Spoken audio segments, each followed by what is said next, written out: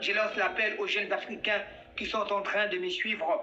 Je vous lance l'appel de s'élever et de défendre l'Afrique, de s'élever pour construire une Afrique meilleure, une Afrique d'où nos enfants, nos futurs enfants.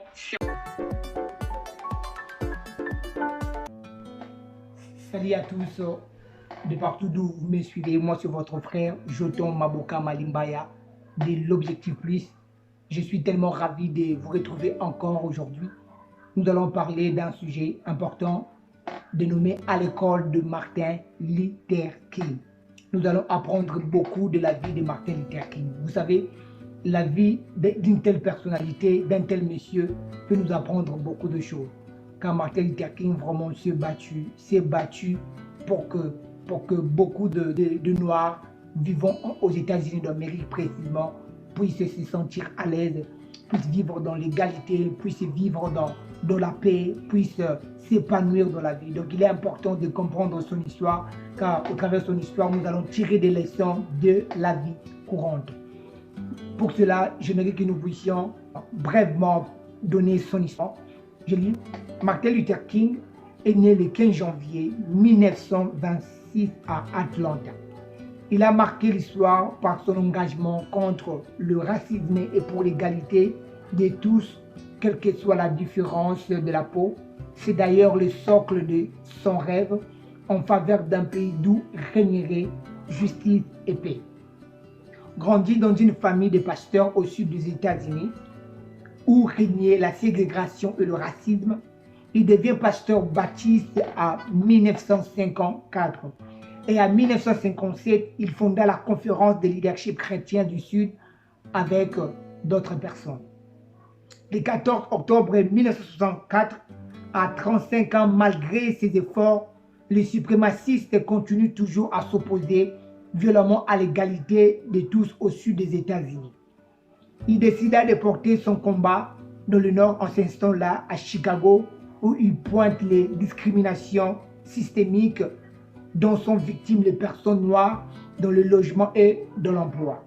En continuant de prôner la non-violence et l'égalité de tous, il s'opposa à la guerre du Vietnam qui a fait beaucoup de massacres. S'étant rendu à Memphis pour soutenir la grève des ébouilleurs, c'est alors qu'il fut assassiné par un suprémaciste blanc qui est arrêté quelques jours après, en 1968. Le Martin Luther King est vraiment vaste et vraiment grand.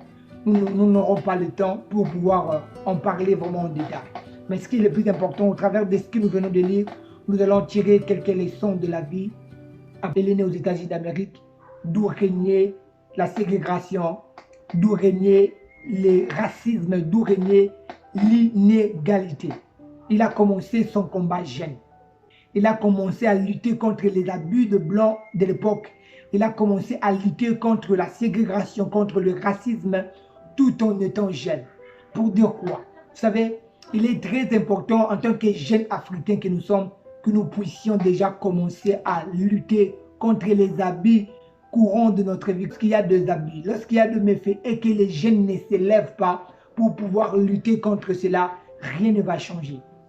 Les situations que nous voyons en Afrique, les choses que nous voyons en Afrique, qui ne nous plaisent pas, qui ne permettent pas à l'Afrique d'évoluer.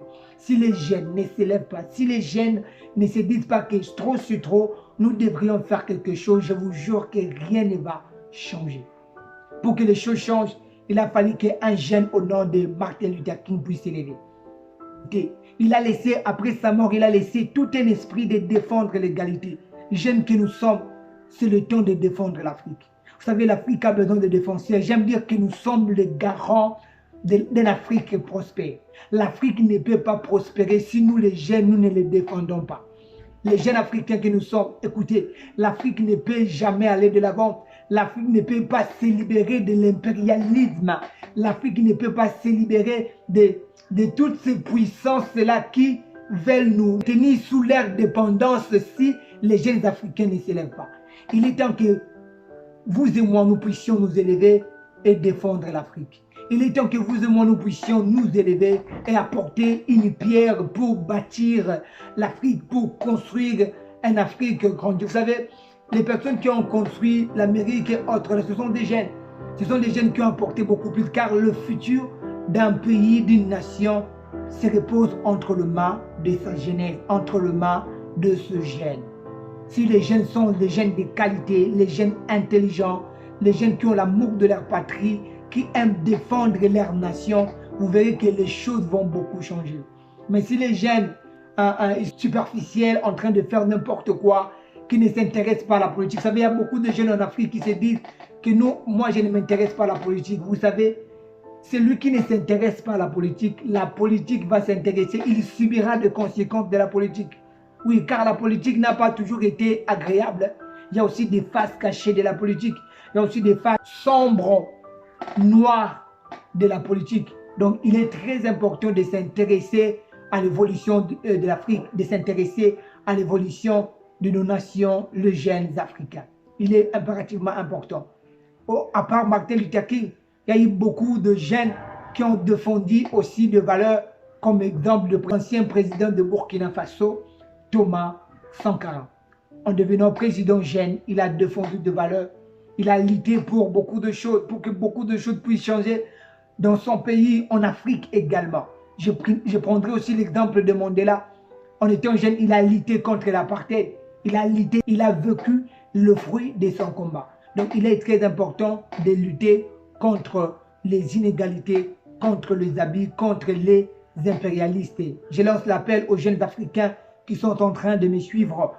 Je vous lance l'appel de s'élever et de défendre l'Afrique, de s'élever pour construire une Afrique meilleure, une Afrique d'où nos enfants, nos futurs enfants seront à l'aise, nos futurs enfants seront épanouis, nos futurs enfants vivront dans la tranquillité, dans la paix, dans l'abondance.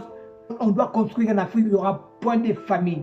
Donc il est important de s'élever et de défendre. Quand on voit des habits, quand on remarque des inégalités, quand on remarque certaines choses là qui ne marchent pas, il est important de s'élever comme Martin Luther King et de défendre des valeurs et de prôner des valeurs. La deuxième des choses qu'on doit comprendre de la vie de Martin Luther King est qu'il a grandi dans un environnement où il y avait tellement d'hostilité. Il a grandi dans un environnement où ils étaient dénigrés, où ils étaient diminués, où ils n'étaient pas considérés. Mais malgré qu'il a grandi dans un tel environnement, mais cela ne lui a pas empêché de se battre.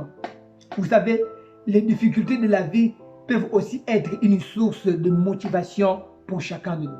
Les difficultés de la vie peuvent aussi être une source de motivation qui va nous pousser à s'élever et à s'opposer contre toute forme de discrimination, contre toute forme d'inégalité, contre toute forme d'asservissement de l'esclavagisme, afin de prôner la liberté. L'Afrique a besoin d'une indépendance économique. L'Afrique a besoin même d'une indépendance politique. Et pour que cela arrive, chacun de nous, jeunes que nous sommes, nous devrions apporter une pierre. Nous devrions contribuer. Les jeunes, il est temps que nous puissions s'élever et contribuer à l'évolution de l'Afrique.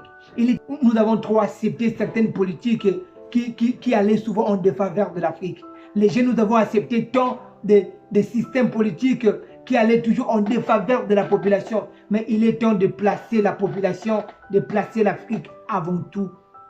L'environnement hostile ne peut pas vous empêcher de défendre les valeurs.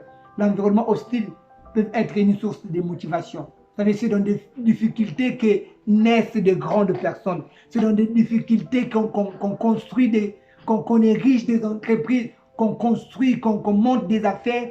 C'est même dans des situations difficiles que plusieurs deviennent des millionnaires, des milliardaires. Alors pourquoi pas ici en Afrique? Nous vivons des moments sombres en Afrique. Nous vivons des moments difficiles en Afrique. Mais ce qui est sûr, là où il y a des problèmes, il y a toujours des solutions. Oui, oui, c'est vrai. Là où il y a des problèmes, là où vous voyez qu'il y a des problèmes, sachez-le bien qu'il y a toujours des solutions. Il faudrait seulement que nous puissions réfléchir profondément et nous trouverons la solution à tous les problèmes dont l'Afrique est fait près. Voilà, c'est un peu ce que je voulais partager avec nous sur la vie de Martin Luther King. C'est votre frère, Jotem Maboka Malimba de l'Objectif Plus. Rendez-vous à la fois prochaine. Bye bye.